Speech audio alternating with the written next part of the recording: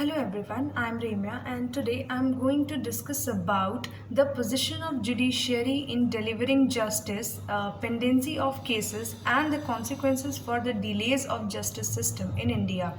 From the last 2 years, our country is suffering from COVID and this pandemic has hit all and every aspects of economy, social political setup, employment, education, etc., including judiciary.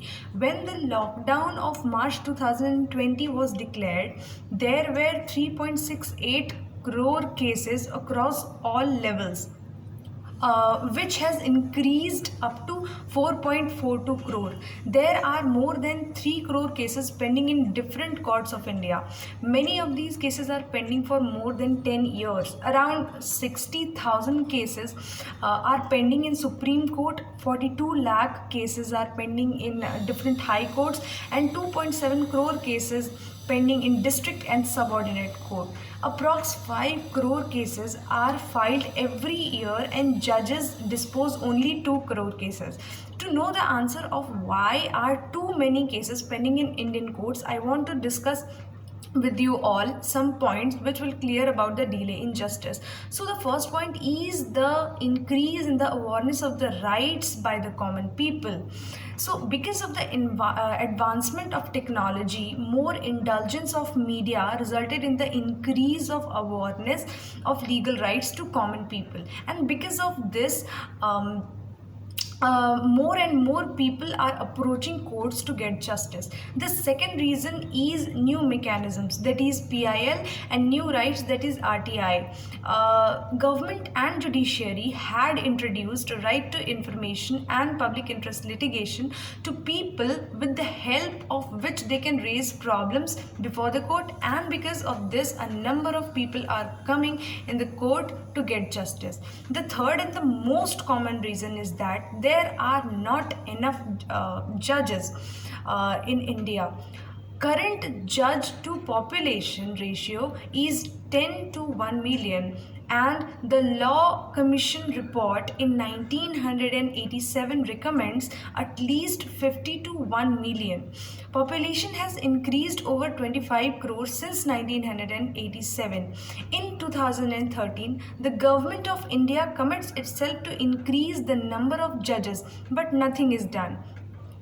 The center says the state should take the lead, and the state says that center should take the lead. As this tug of war goes on, judges' strength remains the same and litigation remain in jail. The fourth reason is that the less number of courts. Indian judiciary has insufficient resources.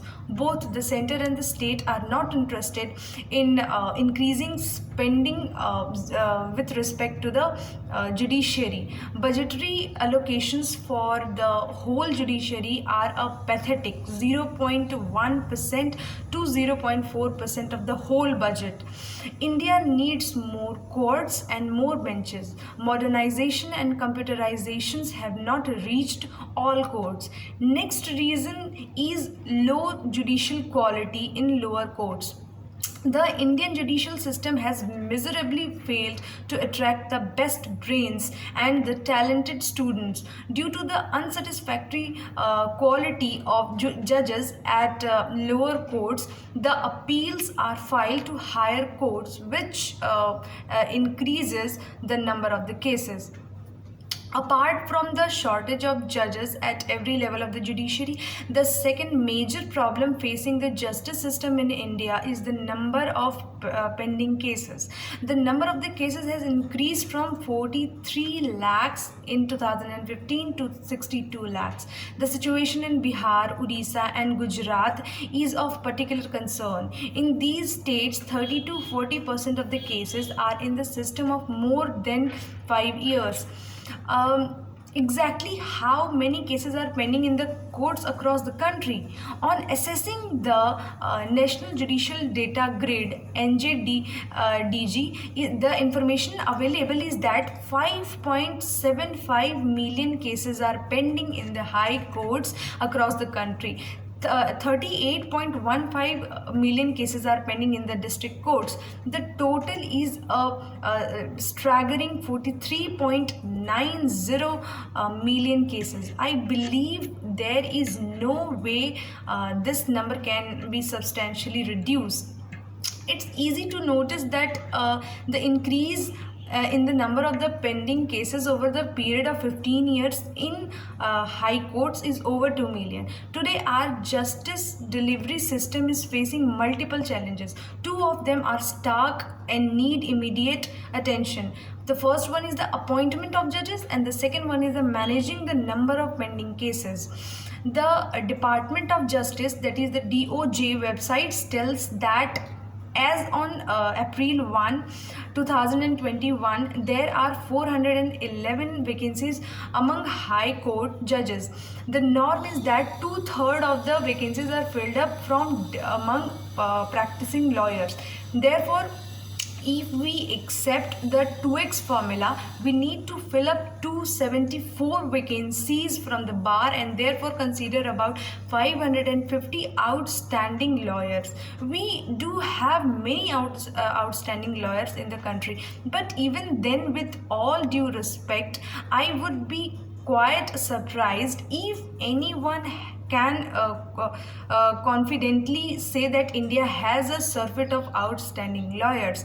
It is one thing to say for optics that every lawyer is outstanding and another to actually believe it. And if we do have so many outstanding lawyers, how come we have so many vacancies for so many years? The fact that the Supreme Court and several high courts are seriously considering the appointment of retired high court judges as ad hoc judges is a clear indication that there is a dearth of outstanding talent, or that outstanding lawyers are not willing to put their neck on the chopping block. Why would an outstanding lawyer hesitate to accept an offer of judgeship? Consider a few well-known examples. Saurav Kirpal was recommended for appointment as a judge for the Delhi High Court in October 2017. As yet, no decision has been taken on his appointment, although more than 3 years have gone by.